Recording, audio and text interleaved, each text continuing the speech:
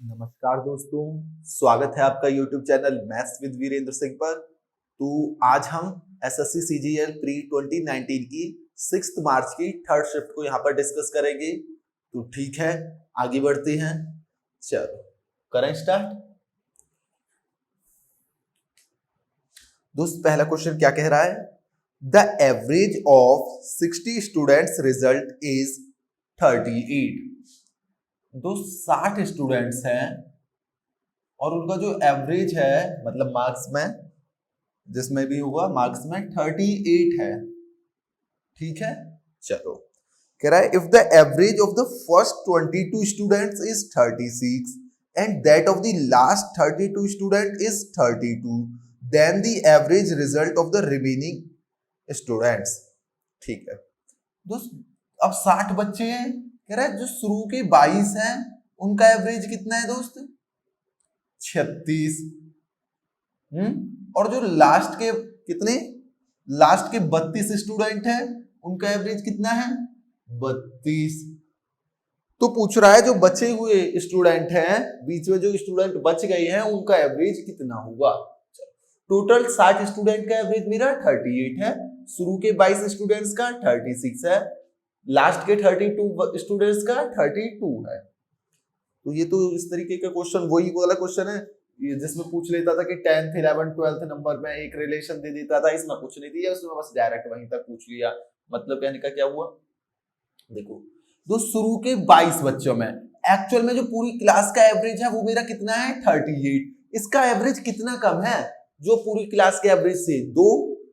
तो मैं इसे 36 में से 38 गए 2 मतलब -2, तो इसे -2 लिख दूं। तो 22 बच्चों पर टोटल मतलब सब में कितना कम हो जाएगा? -2 × 22 कह दूं। हाँ दोस्त, जो लास्ट के 32 स्टूडेंट हैं उनका कितना कम है? 6। तो -6 लिख दूं जब सम करूंगा, क्योंकि 6 कम है, माइनस रिप्रेजेंट कर रहा है कि कम है। तो -6 दोस्त, -6 एवरेज में कम है, तो सम में कितना कम हो जाएगा? क्योंकि स्टूडेंट भी कितने हैं? 32। -6 × 32। दोस्त ये शुरू के 22 का जो सम देगा और जो एवरेज 38 होना चाहिए था उतना ना देके कितना है? 36। तो मतलब इसमें सम में जो 38 के हिसाब से सम होना चाहिए था उस हिसाब से कितना कम रह गया? -44, मतलब 44 कम रह गया। और इसमें 30 6 180, 192, 192 की कमी रह गई। अब ये जो 44 की कमी और 192 की कमी जो रह गई है, इसे पूरी कौन कर रहा होगा? जो बचे हुए बच्चे हैं। जब वो इस कमी को पूरी कर देंगे जब तो मेरा एवरेज 38 आ सकता है। नहीं आई बात समझ में? चलो दोस्त, ये कितने बच्चे हो गए? 22 और 32 54। बीच में कितने बच्चे बचे? 6 बच्चे बचे, 60 में से 54 गए 6। दोस्त जो 6 बच्चे हैं, अगर मान लो कि सबका एवरेज 38 ही 38 होता तो जो 6 बच्चे हैं इनका सम कितना होना चाहिए था? 38 × 6, 38 × 6। लेकिन क्या इनका सबका एवरेज वो था 38 था? नहीं, इन्होंने कुछ कमी दी है सब में। इसने कितनी दी है? 192। इसने कितनी दी है? 44। और ये कमी अब कौन पूरी करेंगे? यही बच्चे पूरी करेंगे जो 6 बचे हुए हैं। जब भी मेरा एवरेज क्या आ सकता है? 38। तो इनका जो सम हो जाएगा वो कितना हो जाएगा?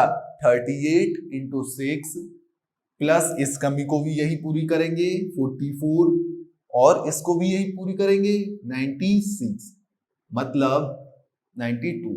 जो बचे हुए बच्चे हैं उनकी मार्क्स का सम है ये। मुझे तो एवरेज पूछा है, एवरेज के लिए 6 से डिवाइड कर दूं क्या? 6 से डिवाइड कर दिया, यहीं पर डिवाइड कर रहा हूं। अब दोस्त इन्हें सम करके डिवाइड मत करना, डिवाइड करना है। ये है, जब इसे डिवाइड करोगे तो ये 38 बचा। ठीक है, इसे डिवाइड करोगे तो ये 6 से करा था, तो इसे डिवाइड करोगे तो ये 32 बचा। 32 38, इसे डिवाइड करोगे तो 44/6 हो जाएगा 7.66। अरे 6 7 जा 42, तो 7.66, 7.33 होगा ना। 2 को 6 से डिवाइड करोगे तो 1/3, 2 को 3 से नहीं 6 से डिवाइड करना है तो 3 3। तो आंसर कितना हो गया? 38 और 32 70, 70 और 7 77, 77.33। मतलब जो मेरी बचे हुए बच्चे हैं उनका एवरेज कितना होगा? 77.33 3। आई बात समझ में? या जो जैसे मैंने आपके पीडीएफ में किया हुआ है कि x मान के भी कर सकते हो। चलो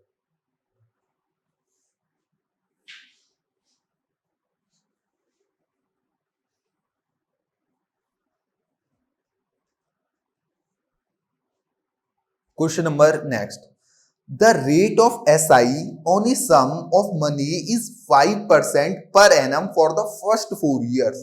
दोस्त पहले 4 साल के लिए रेट कितना है 5%, अगले 3 साल के लिए 8% और 7 साल के बाद 10%। ठीक है। If the SI accrued by the sum over a period of 10 years is rupees 1850, तो सम बताना है। ठीक है, तो दोस्तों इसमें तो कुछ नहीं है। तो पहले 4 साल के लिए रेट कितना है 5%, मतलब जो शुरू के 4 साल में मेरे पे कितना ऐसा ही आ जाएगा 4 into 5 इतने परसेंट आ जाएगा, मतलब 20% आ जाएगा जो भी सम होगा शुरू के 4 साल में।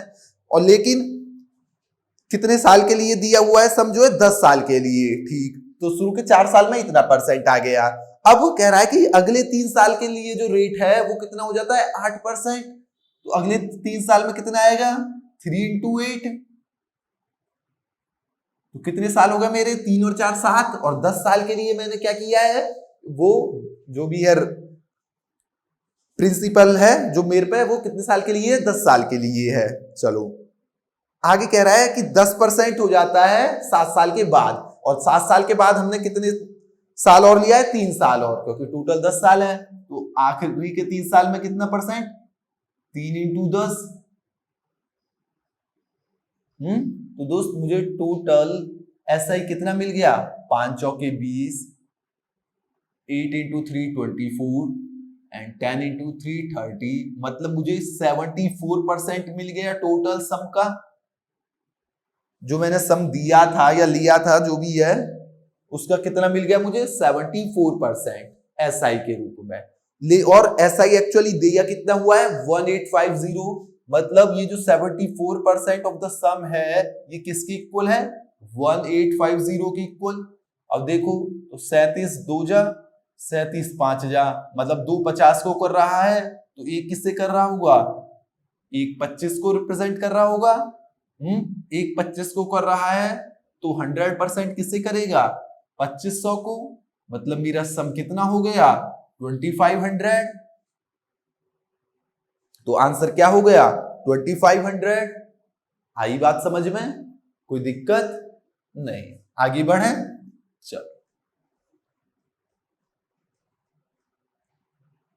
Question number next, A, B and C can individually complete a task in 20 days, 16 days and 30 days respectively if A and B started working on the task and they worked for 4 days and left, then the number of days required by C to finish the remaining task। इसी तरीके के question आए हैं जो pre में आए हैं अभी तक। तो दोस्त कह रहा है A किसी काम को 20 दिन भी कर सकता है,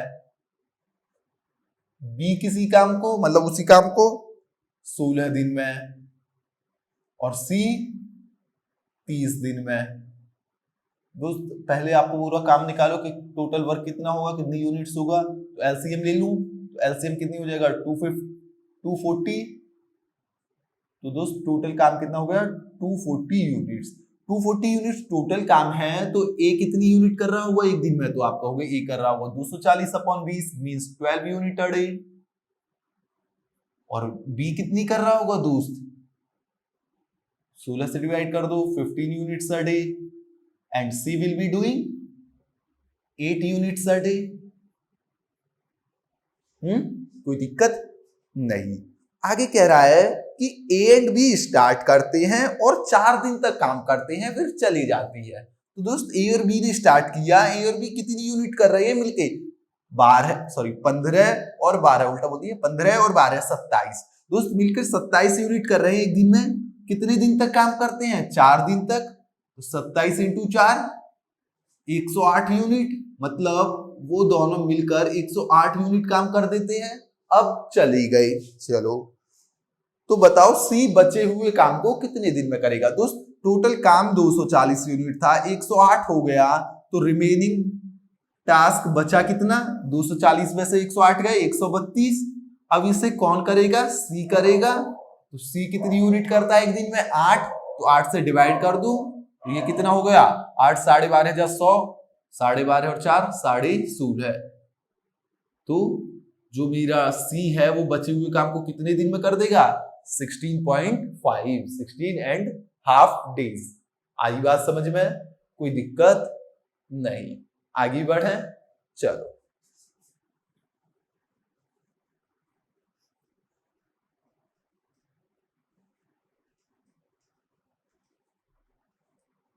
क्वेश्चन नंबर नेक्स्ट।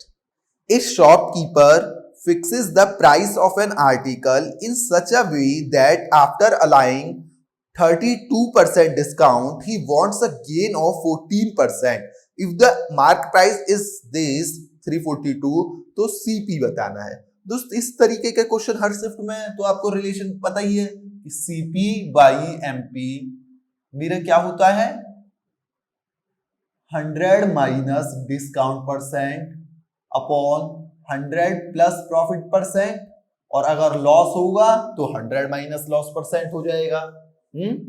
चलो, अब कह रहा है मेरा कि डिस्काउंट 32% है, तो 100 में से 32 गए 68। प्रॉफिट 14% है, 100 और 14 114। MP 342 है, ये 342, और CP मुझसे पूछा है। तो 114 3 जा 342 हो गए, 3 उधर चला जाएगा मल्टीप्लाई में, तो CP कितनी हो गई, 70 3 210, 210 में से 6 गए 204। आंसर कितना हो गया, CP कितनी हो गए 204। फिर वही बात, अगर ये रिलेशन नहीं पता तो भी कोई बात नहीं, तब भी हम करेंगे।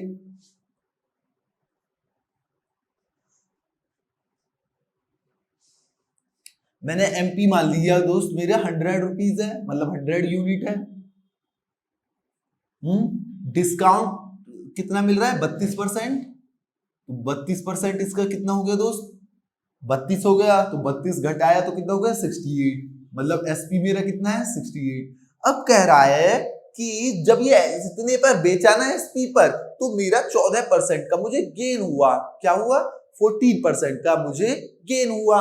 14% का गेन हुआ मतलब 14% मतलब 7/50। ये अगर मेरा CP है तो ये मेरा गेन है। तो मतलब क्या हुआ कि अगर मेरा CP 50 है तो SP कितना हो जाएगा, 50 प्लस 7 57। लेकिन जो हमने वैल्यू सपोज करी है उसके अकॉर्डिंग SP कितना है 68। मतलब मेरा यहां से 57 किसे रिप्रेजेंट कर रहा है, 68 को। तो 50 किसे रिप्रेजेंट कर रहा होगा, तो आपको हो गई 68 अपॉन 57 इंटू 50 को। मतलब मेरा जो हमने वैल्यू सपोज करी है उसके अकॉर्डिंग CP कितना आया, ये 68 इंटू 50 अपॉन 57। तो यहां मैं लिख दूं CP कितना हो गया मेरा 68 इंटू, अब इसे मल्टीप्लाई वगैरह मत करना, जब ऐसे क्वेश्चन सॉल्व किया करो कहीं ना कहीं कुछ कटेगा तो है ही। अब इसमें CP पूछा है और MP दे रखा है 342, मतलब मेरा 100 दे रखा है कितना 342 रुपीज। मुझसे ये पूछा है 68 इंटू 50 अपॉन 57, ये पूछा है मुझसे। तो ये कितना हो जाएगा दोस्त, 342 अपॉन 100 इंटू 68 इंटू 50 अपॉन 57, ये हो जाएगा दोस्त। क्या दू, हाँ। चलो अब इसे देखो, 50 दूनी कट गया, 2 34 जा, ठीक कर रहा हूं ना, हाँ। ये काटा तो 6 जा, 57 6 जा 34 6 जा 30 6 जा 180, 4 6 जा 24, 180 और 24 204। तो मेरा CP कितना है यार 204। लेकिन वो रिलेशन आपको याद रखना है क्योंकि उससे जल्दी हो जाएगा। चलो आगे बढ़े।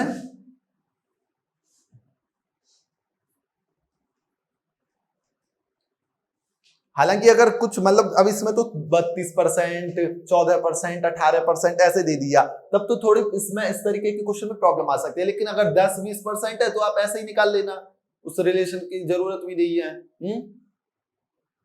जब परसेंटेज में 10%, 15, 20 इस तरीके से दिया हो तो इससे निकालने में भी कुछ नहीं है। लेकिन ऐसे दे दिया 32%, तब थोड़ा 10-20 या 10-20 तो नहीं, 25-30 सेकंड फालतू ले लेगा।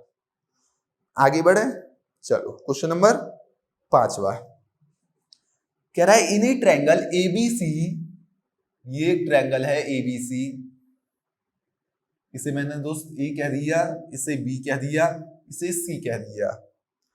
DE is parallel to BC, कोई ये DE है, ये D है, ये E है, पैरेलल है किसके, BC के।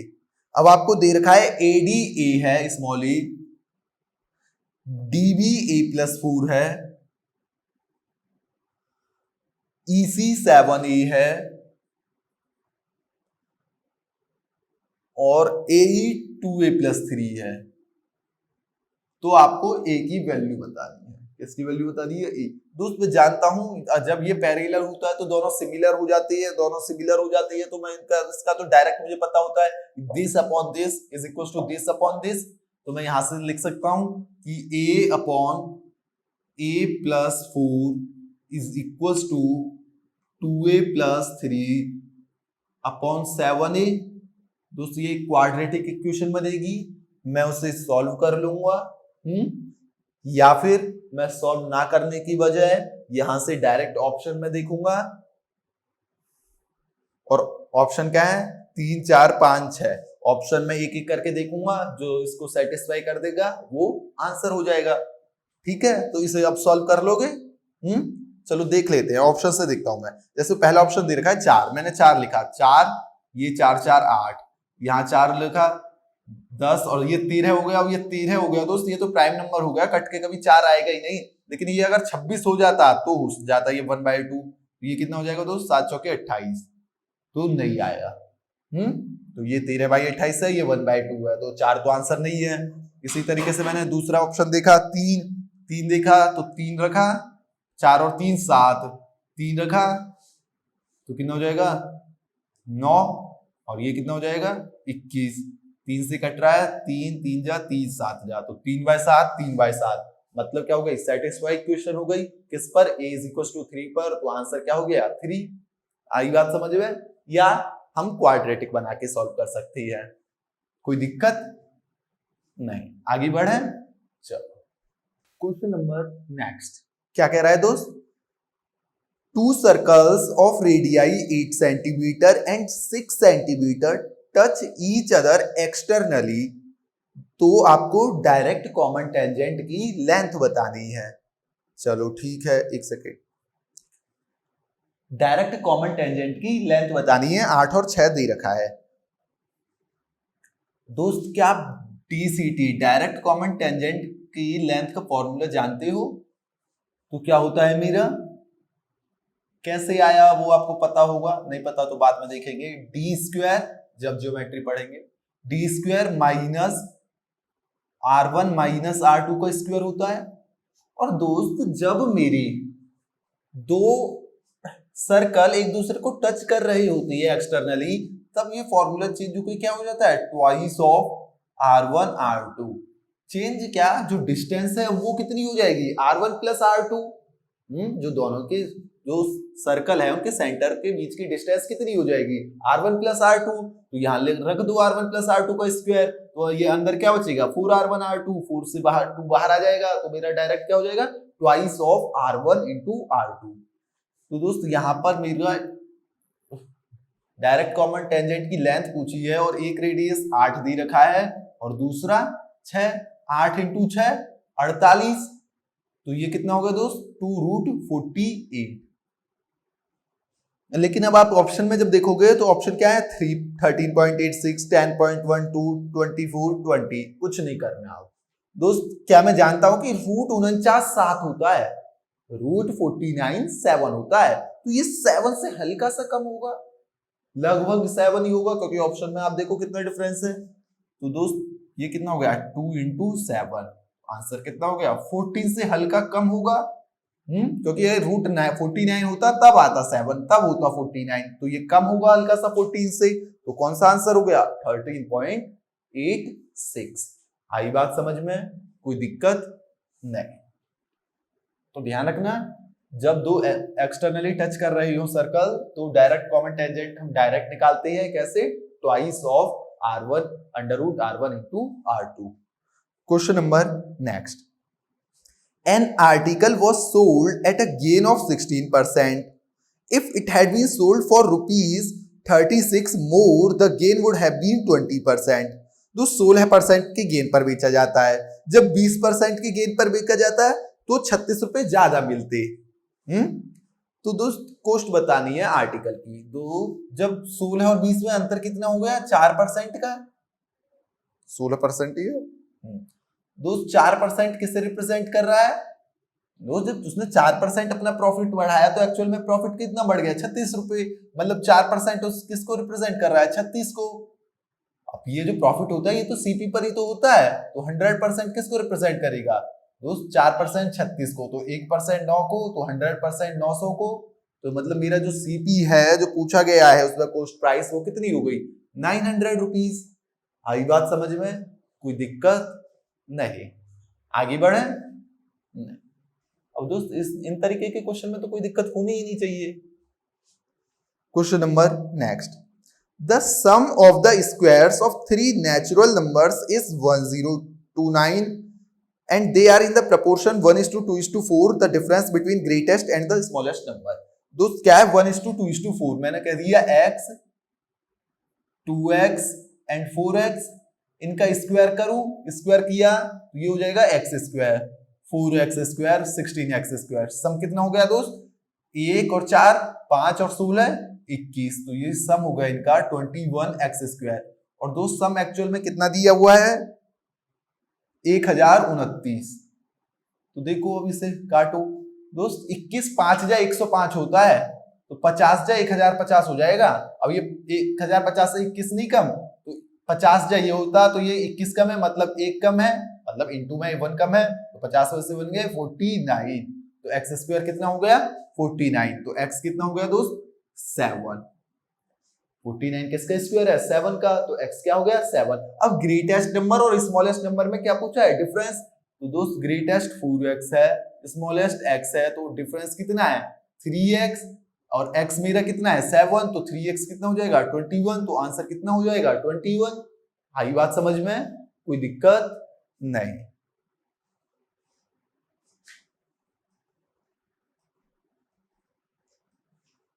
Question number next, 25 liters, question number 9 next, 25 liters of a mixture contain 30% of the spirit and rest water।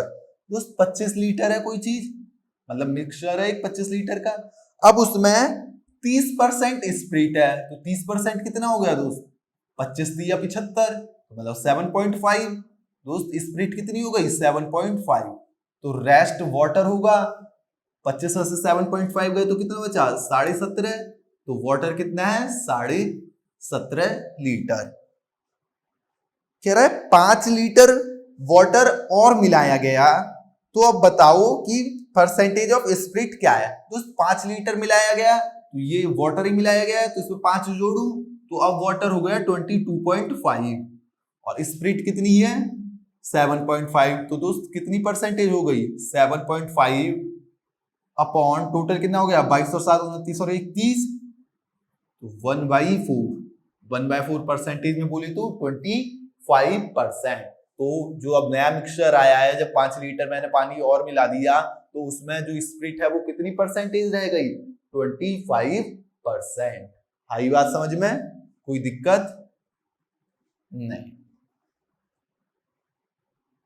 Question number 10, in a triangle ABC, the ratio of angles is in the proportion 3:5:4, then the difference between the biggest and the smallest angle। Okay, दोस्त 3:5:4 है जो angles का ratio है, और दोस्त angles का सम कितना होता है ट्रायंगल में 180 डिग्री, इनका सम कितना हो गया 5 और 3 8 और 4 12, मतलब 12 किसको रिप्रेजेंट कर रहा है दोस्त 180 डिग्री को। कह दूं हाँ। और दोस्त मेरा पूछा क्या है कि स्मॉलेस्ट और ग्रेटेस्ट एंगल में डिफरेंस, स्मॉलेस्ट 3 है, ग्रेटेस्ट 5 है, डिफरेंस कितना हो गया 2 का। तो दोस्त 2 किसे रिप्रेजेंट करेगा, यहां से मैं 1 निकाल लूं, 1 15 आ जाएगा, 2 30 या इंटू 1/6 कर दूं। अरे 12 का 1/6 है 2, तो इधर 1/6 कर दिया, 180/6 कितना हो गया 30। तो मतलब डिफरेंस कितना हो गया ग्रेटेस्ट और स्मॉलेस्ट में 30। या 12 180 को कर रहा है तो 1 किसे करेगा 15 को, 1 15 को, तो 2 किसे रिप्रेजेंट करेगा 30 डिग्री को। तो अंतर कितने का होगा ग्रेटेस्ट और स्मॉलेस्ट एंगल में 30 डिग्री। आई बात समझ में, कोई दिक्कत नहीं। क्वेश्चन नंबर नेक्स्ट, ए क्यूब प्लस 1/a क्यूब आपको 52 गिवन है, तो आपसे पूछा है twice of a plus 1/a। दोस्त मैं जानता हूं ये तो मुझे डायरेक्ट ही रट्टा होता है कि जब a प्लस 1/a मेरा 4 होता है तब ये 52 होता है, यहां उल्टा दे दिया। तो जब ये 52 है तो a प्लस 1/a कितना हो जाएगा मेरा 4। अब इसका दुगना पूछा है ये तो दुगना कितना हो जाएगा 8। तो आंसर कितना हो जाएगा 8। था ही नहीं कुछ क्वेश्चन में।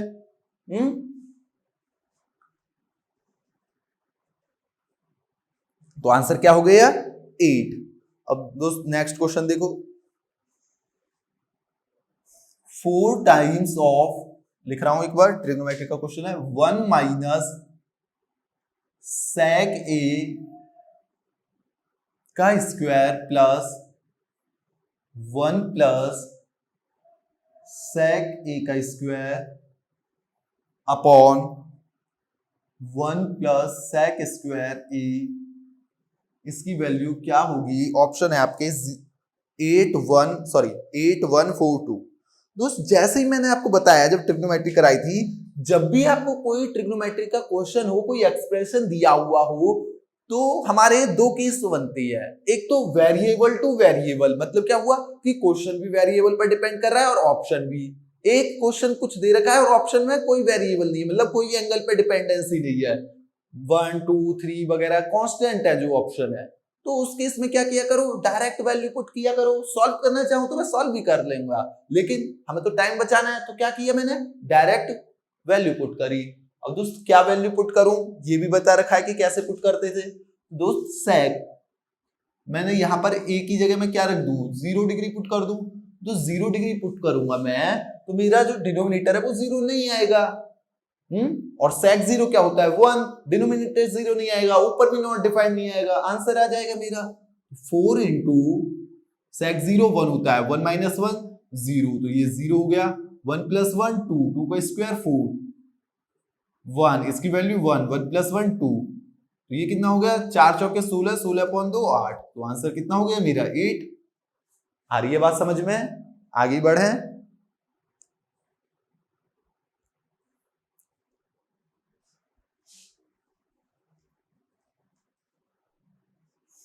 क्वेश्चन नंबर नेक्स्ट, कह रहे the inner and outer radius of a circular track are respectively 29 metre and 23 metre. सबसे शुरुआत की शिफ्ट में भी था ये क्वेश्चन शायद।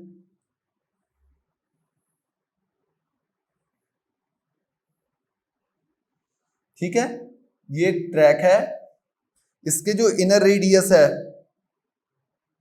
वो कितनी है 23, और जो आउटर है वो कितनी है 29। देखो क्वेश्चन में गलत लिख गया है, मेरे से टाइप में गलत हुआ होगा, ये इनर में लिख दिया है 29 और आउटर में लिख दिया है 23, तो वो गलत है, ध्यान रखना। ठीक है, इनर 23 हो जाएगा, आउटर 29। तो cost of levelling the track बतानी है और रेट क्या है उसका 7 रुपए पर मीटर। ठीक है, मतलब ट्रैक जो है ये वाला है मेरा, इसकी जो लेवलिंग करनी है उसका रेट है 7 रुपए पर मीटर स्क्वायर। तो आपको क्या बताना है कि टोटल खर्चा कितना आएगा। दोस्त मैं इसका एरिया निकाल लूं उसके लिए। अब एरिया कैसे निकालूंगा, बड़े वाले का एरिया निकालो, उसमें से छोटे वाले का एरिया घटा दो, तो ट्रैक का एरिया आ जाएगा, मतलब पाई आर स्क्वायर होता है सर्कल का एरिया, तो मैं कह दूं pi r square minus small r square. ये क्या हो जाएगा एरिया ऑफ ट्रैक। दोस्त बड़े वाले का एरिया क्या हो जाएगा पाई आर स्क्वायर, मतलब कैपिटल आर स्क्वायर, इसका पाई स्मॉल आर स्क्वायर, और ये मुझे कितना गिवन है 29, ये कितना गिवन है 23, तो मैं डायरेक्ट लिख दूं, पाई की वैल्यू रख दूं 22/7, ये 29 स्क्वायर माइनस 23 स्क्वायर, ये एरिया आ जाएगा। और कॉस्ट ऑफ लेवलिंग क्या है 7 पर मीटर स्क्वायर, 7 रुपए है, तो इंटू 7 कर दूं। तो दोस्त इसे जब आप करोगे तो 7 से 7 कैंसिल हो जाएगा, तो ये हो जाएगा 22 इंटू 29 प्लस 23 इंटू 29 माइनस 23, ए स्क्वायर माइनस बी स्क्वायर क्या हो जाएगा ए प्लस बी इंटू ए माइनस बी। तो 29, चलो ऊपर ही लिख रहा हूं, 22 इंटू 29 और 23 52, 29 में से 23 गए 6, तो ये हो जाएगा 2 दूनी 4, 4 6 जा 24, तो यूनिट डिजिट पीछे 4 आनी चाहिए। दो ऑप्शन है दोस्त जिसमें यूनिट डिजिट 4 आ रही है, तो एक बार करके देखो। अब देखो 22 6 जा 132, 132 इंटू 52 करना है मुझे दोस्त, 132 इंटू 5 करो जरा, 50 लिख दूं से 50 प्लस 2, तो दोस्त 132 इंटू 5 करो तो 66 हो गया, 66 नहीं 660 हो जाएगा। और एक जीरो और है तो जीरो लगेगा, अब 2 से भी तो करना है, मतलब 6600 से ऊपर आएगा। अब दो जो ऑप्शन है जिनमें यूनिट डिजिट 4 है, एक 6864 है और एक 3284 है, तो यहां से मुझे पता लग गया क्या कि कौन सा आंसर होगा। मुझे पूरा मल्टीप्लाई करने की जरूरत है क्या? नहीं, कर लो तो भी कोई बात नहीं। 132 दूनी 264, 6600 और 264 6864, तो आंसर क्या हो गया 6864। आई बात समझ में? कोई दिक्कत नहीं। चलो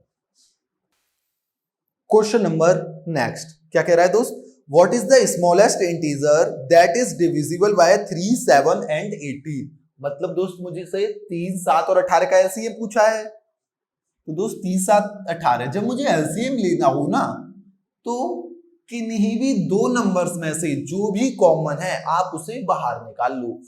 सब में कॉमन है तो निकालना ही निकालना है, अगर किन्हीं दो नंबर में से भी कॉमन है तब भी वो मुझे अलग कर लेना है। तो दोस्त इसमें किन्हीं भी दो नंबर में कुछ कॉमन है तो आप कहोगे 3 कॉमन है, 3 कॉमन है तो ये क्या बचा 1, ये क्या बचा 7, ये क्या बचा 6। अब इनमें कुछ कॉमन है, अब कुछ कॉमन नहीं है, कुछ कॉमन नहीं है तो अब आपस में इन्हें मल्टीप्लाई कर दो, तो कितना हो गया 6 7 जा 42, 42 इंटू 1 42, 40 इंटू 3 126। तो आंसर कितना हो गया दोस्त 126। आई बात समझ में? आगे बढ़े, चलो question number next, cos a plus b is equal to 24/25, sin a minus b 15/17, तो tan 2a बताओ। दोस्त इस तरीके के क्वेश्चन जब ट्रिग्नोमेट्री पढ़ी थी तो हमने करे थे, काफी 2-3 करे थे। तो दोस्त क्या दे रखा है cos a plus b is equal to 24/25 and sin a minus b is equal to 15/17। तो आपको tan 2a बताना है। क्या बताना है? tan 2a। कंडीशन है कि a is greater than 0 degree and b is less than 45। ठीक है दोस्त, मेरे को cos a प्लस v पता है, cos a प्लस v पता है, sin a माइनस v पता है। दोस्त मैंने यहां से क्या निकाला है, मैंने tan a प्लस v निकाला, tan a plus b।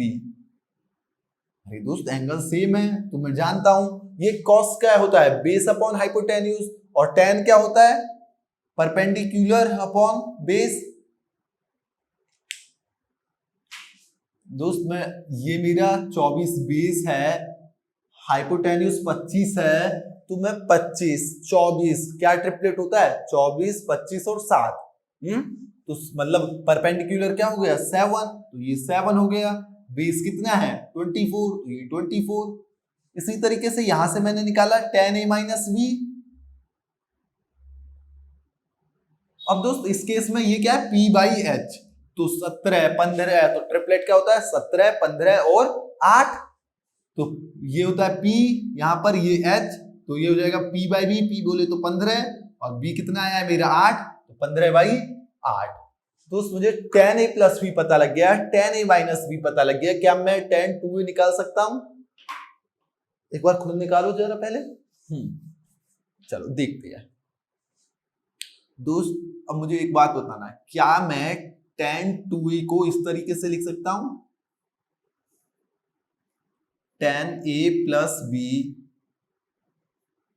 Plus a minus b? अगर ये बात समझ में आई तो कह दो हाँ। अरे दोस्त मैंने इन दोनों को जोड़ा तो मैंने देखा a plus b, a minus b, b से b कैंसल, ये तो tan 2a ही हो गया। अब मैं इसे tan थीटा और अल्फा कह दूं तो tan थीटा प्लस अल्फा का मुझे फॉर्मूला पता है क्या? बिल्कुल पता है। क्या होता है? tan theta plus tan alpha upon 1 minus tan theta into tan alpha. तो ये क्या हो जाएगा दोस्त? tan a plus b plus tan a minus b upon 1 minus tan a plus b into tan a minus b, ये हो जाएगा दोस्त। तो कह दो हाँ। ये कुछ नहीं लिखना एग्जाम जब मैं केवल जो अब लिख रहे हैं वो लिखना होगा, उसे भी कैसे लिखोगे वो आप पे डिपेंड करता है। tan a प्लस b क्या लिखूं मैं? 7/24। tan a माइनस b 15/8 है। चलो आप 15/8 ही रहने दो, क्योंकि नीचे प्रोडक्ट में है तो 15/8 ही रहने दिया मैंने। ये 1 माइनस 7/24 इंटू 15/8। क्या इसे सॉल्व करना आता है मुझे? चलो देखते हैं कैसे सॉल्व करते हैं। इससे मल्टीप्लाई किया तो ये हो जाएगा 24 इंटू 8 192। तो 192, 8 7 जा 56, 24 15 जा 360 अपॉन दोस्त ये 192 होगा। यहां मैंने एलसीएम 24 इसलिए नहीं लिया क्योंकि प्रोडक्ट भी नीचे भी क्या आएगा 192, तो डायरेक्ट 192 से 192 काट दूंगा मैं। तो दोस्त ये 192, 192 इंटू 1 192 माइनस 15 इंटू 7 105 अपॉन 192, इससे ये कैंसल, तो ये कितना हो गया 416 अपॉन 360 और 56 416 अपॉन 87। दोस्तों यही है क्या आंसर? तो आंसर क्या हो गया 416 अपॉन 87। आई बात समझ में? तो ये अच्छा क्वेश्चन था। ठीक है आगे बढ़ते हैं।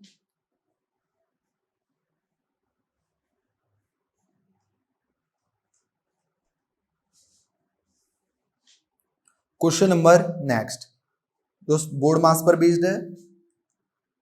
54 माइनस, अब देखो क्या है 5 डिवाइडेड बाई 2, तो मैंने लिख दिया 5/2 into 8 plus 13 upon 48 minus 4/3 into 8 minus 2। तो दोस्त ये तो यहां से कट जाएगा 4 जा, तो ये कितना हो गया 20, 54 में से 20 गए 34, 34 और 13 47। ठीक, ये 48 में से 2 गए 46 हो गया। ठीक है, तो ये हो गया 46 माइनस 24/3, सॉरी 32/3। तो ये हो जाएगा 3 46 जो 138, 138 में से 32 गए 106/3, 106/3 ये ऊपर जाएगा, ये यहाँ, तो कितना हो गया दोस्त 141/106। ऐसा है क्या कोई आंसर? तो आंसर क्या हो गया 141 अपॉन 106। आई बात समझ में? कोई दिक्कत नहीं। क्वेश्चन नंबर नेक्स्ट दोस्त दे रखा है x² minus 4x plus 4 equals to 0 और आपसे पूछा है 16 टाइम्स ऑफ x की पावर 4 माइनस 1/x की पावर 4, इसकी वैल्यू क्या होगी? चलो मतलब मैं ये निकाल लूं इंटू 16 कर दूंगा। अब ये निकालने के लिए मुझे x माइनस 1/x पता होना चाहिए। चलो मैंने यहां किससे डिवाइड किया? x से डिवाइड किया, तो ये x इसे करूंगा तो ये 4/x, तो मुझे तो x + 1/x या x - 1/x लाना था, वो तो नहीं आया। इसे डिवाइड करूंगा x से तो ये -4 बचेगा, उधर जाके 4 हो जाएगा। चलो मैंने क्या किया, मैंने 2 से डिवाइड कर दिया। 2 से डिवाइड किया तो ये हो जाएगा दोस्त x/2 प्लस 2/x, 2 से डिवाइड करा है तो ये 2 से कैंसिल हो जाएगा, तो क्या बचेगा 2, और ये क्या बचेगा 2। जैसे ये फॉर्म मुझे दिखी, मुझे पता लग गया कि मुझे आगे कुछ नहीं करना। दोस्त जब अलजेब्रा पढ़ाया था, अभी पूरा तो नहीं हुआ है लेकिन कर रहे हैं, तो ये बात तो हो गई है कि यदि मेरा a/b plus b/a equals to 2 होता है, तो इस कंडीशन में मैंने बताया था कि a is equals to b हो जाता है, मतलब this is equals to this हो जाता है। मैंने देखा ये क्या सेम फॉर्म नहीं दिख रही, तो दिस प्लस इसका रेसिप्रोकल किसके इक्वल है 2 के, मतलब न्यूमरेटर और डिनोमिनेटर आपस में बराबर होंगे, मतलब x की वैल्यू 2 होगी, x की वैल्यू 2 होगी। अगर आप यहीं से ऑब्जर्व कर पाओ तो और अच्छा है, नहीं तो यहां से हो जाएगा। दोस्त यहाँ 2 रख दूं क्या, तो ये हो जाएगा 16, 2 की पावर 4 16, 1/16। तो दोस्त एलसीएम लिया, 16 16 जा 256, 256 माइनस 1 255, तो ये 16 से 16 कैंसिल हो जाएगा, 255 अपॉन 16 इंटू 16, 16 से 16 कैंसिल, तो आंसर 255, आंसर 255। आगे बढ़े।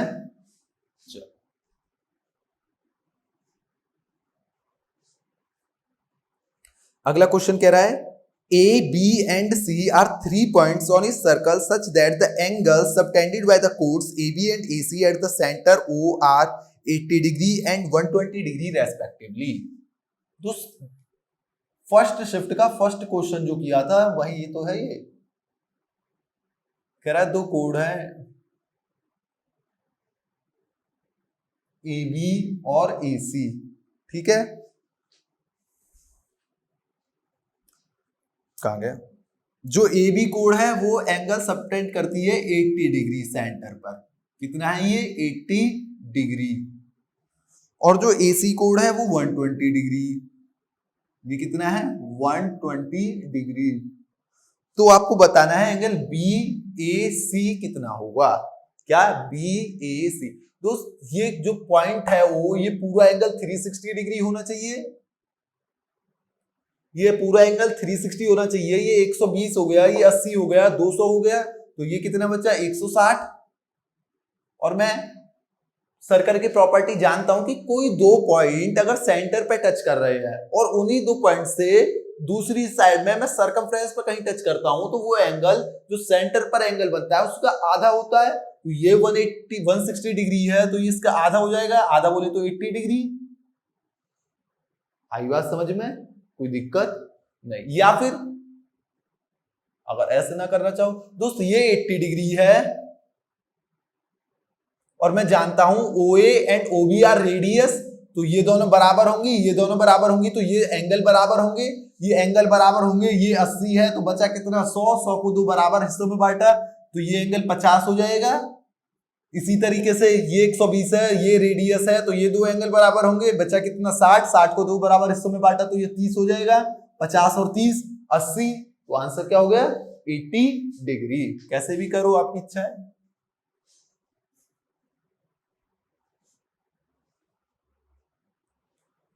Question number next, a train crosses a platform 180 metre long in 60 seconds at a speed of 72 km per hour.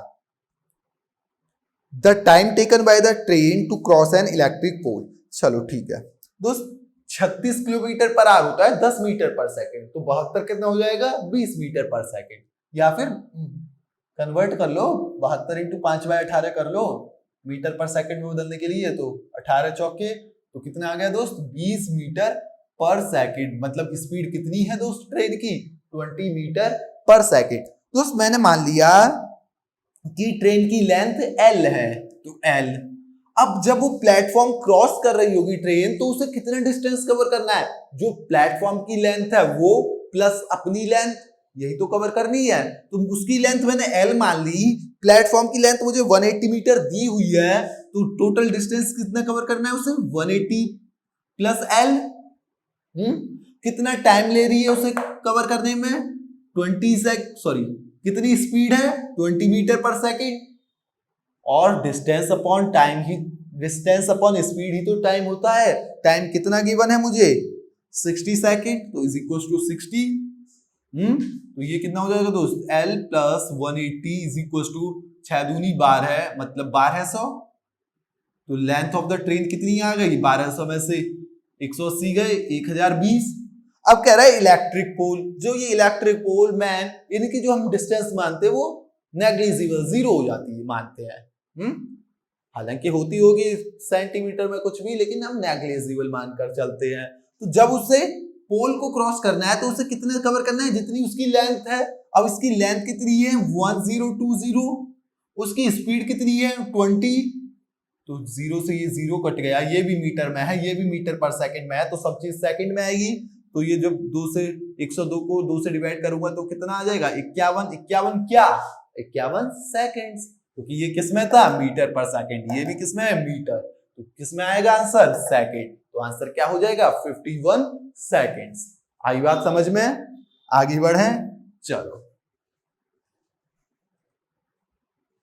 Question number next दोस्त, दे रखा है b प्लस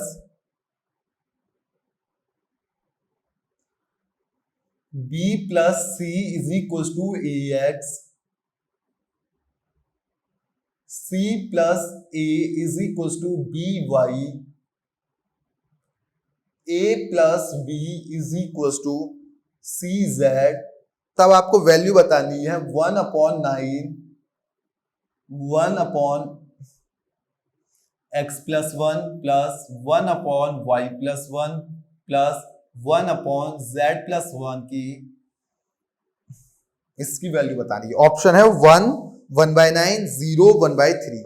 चलो ऑप्शन में कहीं कुछ भी नहीं आ रहा, ना ए आ रहा, ना बी आ रहा, ना सी आ रहा, ना एक्स वाई जेड, कुछ भी नहीं है 6 वेरिएबल है।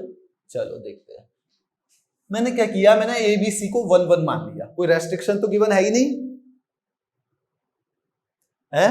तो मैंने क्या किया ए बी सी को 1 1 1 मान लिया, तो ए को 1, बी को भी 1, सी को भी 1। जब 1 1 माना तो ये 1 ये 1 ये 1, तो x क्या हो जाएगा 2, y क्या हो जाएगा y भी सेम 2, और z भी क्या हो जाएगा same 2।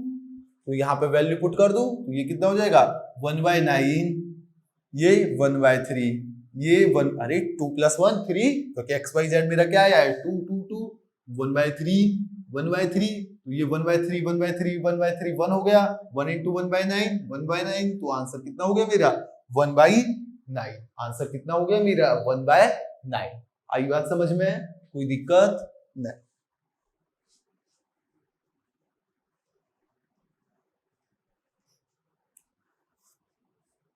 A lies in third quadrant and 20 tan A is equals to, दोस्त थर्ड क्वाड्रेंट में है और थर्ड क्वाड्रेंट में मेरा tan क्या होता है पॉजिटिव, मतलब कोई दिक्कत नहीं आने वाली। तो आपसे वैल्यू पूछी है 5 sin A minus 2 cos A 4 cos A minus 5/7 sin A upon में, इसकी वैल्यू पूछी है। चलो ठीक है दोस्त, ये ए थर्ड क्वाड्रेंट में ये गिवन है मुझे। अब यहां से चलो थर्ड क्वाड्रेंट में है, कोई इफेक्ट तो नहीं पड़ेगा, लेकिन अगर कुछ और दे देता ना, मान लो दोस्त, मान लो क्योंकि थर्ड क्वाड्रेंट में ये भी नेगेटिव होता है, ये भी नेगेटिव, ये भी नेगेटिव, ये भी नेगेटिव, जो भी वैल्यू आएगी नेगेटिव नेगेटिव कॉमन ले लूंगा, कैंसिल हो जाएगा, तो हमें सेम चीज बतानी पड़ेगी, मतलब उसे मैं पॉजिटिव मान के ही चल लूंगा। चलो आप समझो कि tan A मेरा कितना गिवन है 21/20, तो मतलब जो थर्ड क्वाड्रेंट दिया है उसका मुझे पर कोई इफेक्ट नहीं पड़ेगा, क्योंकि साइन और कॉस दोनों ही नेगेटिव होते हैं। अगर एक नेगेटिव और एक पॉजिटिव पड़ता तब क्वेश्चन पर इफेक्ट पड़ता उसका, लेकिन थर्ड क्वाड्रेंट में दोनों ही नेगेटिव होते हैं तो उसका कोई इफेक्ट नहीं पड़ने वाला, उसे छोड़ो उस बात को। तो tan a कितना हो गया 21/20 और tan a को क्या लिख सकता हूं मैं sin a upon cos a is equal to 21/20। तो दोस्त साइन की जगह 21 रख दो, कॉस की जगह 20। पहले भी बताया है, पहली क्लास में ही कराया था ये क्वेश्चन ट्रिग्नोमेट्री की, और जब भी बताया था और वैसे भी क्वेश्चन किए जब भी बताया है कि साइन और कॉस की मैक्सिमम वैल्यू 1 होती है, मैक्सिमम वैल्यू 1 होती है, 1 को एक्सीड नहीं कर सकता। लेकिन यहां पर मुझसे क्या पूछा जा रहा है, तो रेशियो पूछा जा रहा है, वो भी सेम डिग्री का। जब सेम डिग्री का रेशियो पूछा जा रहा है तो मैं डायरेक्ट साइन की जगह क्या रख दूं 21 रख दूं, कॉस की जगह क्या रख दूं 20, क्योंकि मुझसे क्या पूछा जा रहा है रेशियो। तो दोस्त मैंने साइन की जगह 21 रखा तो ये हो गया 5 × 21 माइनस कॉस की जगह 20 रखा तो 2 × 20। आ रही है ना बात दोस्त समझ में? मान लो इसमें 1 प्लस और ऐड कर देता, अब दोस्त इसकी डिग्री 1 1 1 1, ये तो कांस्टेंट है। अब मैं डायरेक्ट साइन की जगह 21 नहीं पुट कर सकता। अब मुझे यहां से tan a है, ये दे रखा है, sin a निकालूंगा, cos a निकालूंगा, फिर वैल्यू पुट करूंगा। लेकिन डिग्री ऊपर नीचे की सेम है तो मैंने क्या किया, डायरेक्ट साइन की जगह 21 पुट कर दिया और cos की जगह 20 पुट कर दिया। तो साइन में 21 रखा, cos में 20 रखा, तो ये 4 × 20 माइनस 5/7 × 21, तो कितना हो गया दोस्त 105 माइनस 40 65 अपॉन 80 7 3 जा, तो 5 3 जा 15, 80 में से 65, 80 में से 15 गए 65, 65 अपॉन 65 1, तो आंसर कितना हो गया मेरा 1। आई बात समझ में? एक बार चेक कर लो आंसर।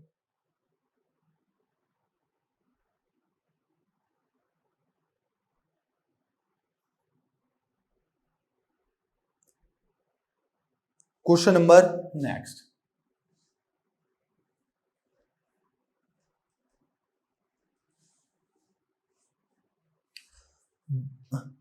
ये दोस्त आपको एक डायग्राम दिया हुआ है, DI बचा है बस इसमें, देखो the ratio of the total amount spent on A and D commodities in the year 2019। दोस्त ये दे रखा है कमोडिटी ABCDE, ये क्वांटिटी रिक्वायर्ड पर मंथ कि एक महीने में इतनी क्वांटिटी रिक्वायर्ड है, और 16 में उसका रेट दे रखा है और 19 में। तो पूछा है रेशियो क्या है, पहला क्वेश्चन जो है मतलब question number 22, the ratio of total amount spent on A and D in year 2019। अब A में देखो तो A में 2019 में कितने रुपए किलो है 80 रुपए किलो, और कितनी क्वांटिटी यूज हुई है दोस्त 15 एक महीने में हो रही है, तो पूरे साल में इंटू 12 कर दूं, प्राइस क्या है 80, एक महीने में 15 किलो हो रही है तो पूरे साल में 15 × 12 हो जाएगी। अरे एक साल में 12 महीने होते हैं अपॉन, हालांकि आंसर पर कोई अंतर नहीं आने वाला है क्योंकि रेशियो पूछा है। डी में क्या कह रहा है 85, और एक महीने में कितना यूज होता है 40 × 12 साल के लिए, तो 12 से तो 12 गया, इसलिए कोई फर्क नहीं आएगा आंसर पे। अब काटो 40 दूनी 5 17 जा और 5 3 जा, तो 2 3 जा 6, तो 6/70, तो आंसर क्या आ गया मेरा 6/70। आगे बढ़े, चलो question number next 23, the percentage of increase in the rate of commodity D में कितनी इंक्रीज हुई है, रेट पूछा है, रेट कितना इंक्रीज हुआ है 16 से 19, तो डी में दोस्त 16 में 75 रुपए था और 19 में 85 रुपए है, तो कितना इंक्रीज हो गया 10 रुपए, किस पर 75 पर, तो कितना हो गया परसेंटेज में 10/75 × 100, तो 25 4 जा 25 3 जा, तो ये कितना हो गया 40/3, 40/3 बोले तो 33.33% या 33 1/3%। आगे बात समझ में है? आगे बढ़े, question number next, the amount spent extra on commodities B and C in the year 2019 as compare to that in the year 2016। कितना ज्यादा लगा है B और C में, दोनों में 2019 में, किसकी तुलना में 16 में। तो दोस्त B में देखो कितना ज्यादा लगा है, अमाउंट कितना ज्यादा खर्च हुआ है, तो दोस्त अमाउंट 10 रुपए बढ़ गया है, 16 में 50 था और 19 में 60 हो गया है, तो 10 रुपए बढ़ गया है। और दोस्त एक महीने में 20 करता है खर्च, तो एक साल में पूरे साल का कंपेयर करवा रहा है। हाँ, तो पूरे साल के में कितना यूज हो जाएगा, इंटू 12, तो कितना हो गया 2400। ऑप्शन में यार 100-200 ही है, कितना हो गया दोस्त 2400। आंसर दे रखा है 260, तो यही बी का ही केवल 2400 ज्यादा हो गया। तो ये एक्चुअल में है क्या,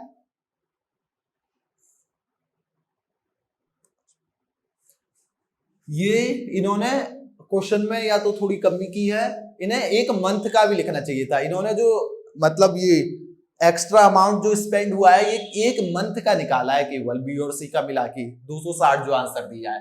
कैसे, 10-20 जा 200, एक मंथ में 200 रुपए एक्स्ट्रा हुए बी में। और सी में देखोगे आप तो 5 रुपए रेट बढ़ गया है, तो और एक महीने में कितना यूज होता है 12, 5 इंटू 12 60, तो एक महीने में कितना रुपए बढ़ गया 60, 60 और 200 260। लेकिन तो इन्हें क्वेश्चन में एक मंथ भी मेंशन करना चाहिए था, क्योंकि इन्होंने तो पूरा कह रहा है कि 2016 से 2019 की कंपैरिजन में कितना बढ़ा, तो 16 में इतना था, मतलब इतना तो केवल बी में ही बढ़ गया। और सी में निकालने के लिए यहां भी इंटू 12 करूंगा, तो 60 इंटू 12 हो जाएगा 720, तो आंसर कितना आना चाहिए था 3120। लेकिन इन्होंने मंथ के हिसाब से निकाला है, तो इन्हें जो पूछना चाहिए था वो भी मंथ के हिसाब से पूछना चाहिए था। चलो कोई बात नहीं, ठीक है। क्वेश्चन नंबर नेक्स्ट क्या कह रहा है, लास्ट क्वेश्चन है दोस्त डीआई का। The total amount spent on the 5 commodities by the family in the year 2019 में फैमिली के द्वारा स्पेंड किया गया टोटल अमाउंट। तो दोस्त 80 प्राइस है ए पर, मतलब ए कमोडिटी का, और यूज कितना हो रहा है 15 किलो पर मंथ। लेकिन यहां पूछा पूरे साल का है, तो इंटू 12 करना पड़ेगा।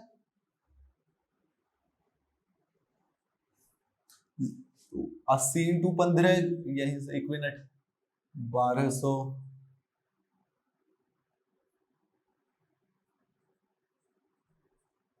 दोस्त कोई ऑप्शन इतना बड़ा है ही नहीं, 14,400 तो केवल ए का ही खर्चा आ गया, इसमें तो सब पांचों का पूछा है, मतलब ये भी इन्होंने मंथ के हिसाब से दिए हैं ऑप्शन, तो मंथ मेंशन करना चाहिए था। तो इन्होंने जो निकाला है वो क्या है 80 इंटू 15 प्लस बी का 60 into 20 plus 40 into 12 plus 85 into 40 plus 72 into 8। अब ऑप्शन में देखो तो सबकी यूनिट डिजिट डिफरेंट है, जब मैं इसे कैलकुलेट करूंगा तब सबकी यूनिट डिजिट डिफरेंट है। और एक बार यूनिट डिजिट लिख लूं, क्या है 8602, ये यूनिट डिजिट लिख ली मैंने। अब आप इसमें एक बात खुद सोचो, जब 5 को 0 से करूंगा तो यूनिट डिजिट 0 आने वाली है, इसकी भी यूनिट डिजिट 0 है, इसकी 2 से 0 करूंगा तो 0 0 into something unit digit 0, 8 into 2 unit digit 6। दोस्त इस सबको जब ऐड करूंगा तो यूनिट डिजिट क्या जाएगी 6, मतलब जिसकी यूनिट डिजिट 6 है वो आंसर हो गया मेरा। हालांकि इन्होंने क्वेश्चन में वो मंथ मेंशन नहीं किया है, तो हो सकता है ये क्वेश्चन आपको अगर मतलब आपकी शिफ्ट थी तो आपको 2 क्वेश्चन के नंबर मिल जाए, लेकिन ऑप्शन के हिसाब से मैं पता लगा सकता था कि ये मंथ के हिसाब से पूछ रहे हैं। तो देखो यार एसएससी क्या करती है, ठीक है। तो इतनी बात आई समझ में कि ये मुझे कैलकुलेशन भी नहीं करना है, क्योंकि मैंने देखा सबकी यूनिट डिजिट डिफरेंट है, ये 0 आ रहा है, ये 0 ये 0 ये 0, इसकी यूनिट डिजिट 6, जब ऐड करूंगा तो यूनिट डिजिट क्या आएगी 6। आई बात समझ में? तो ये शिफ्ट हमारी पूरी हुई। तो ठीक है, आज के लिए इतना ही। हंसते रहिए, मुस्कुराते रहिए, खेलते रहिए।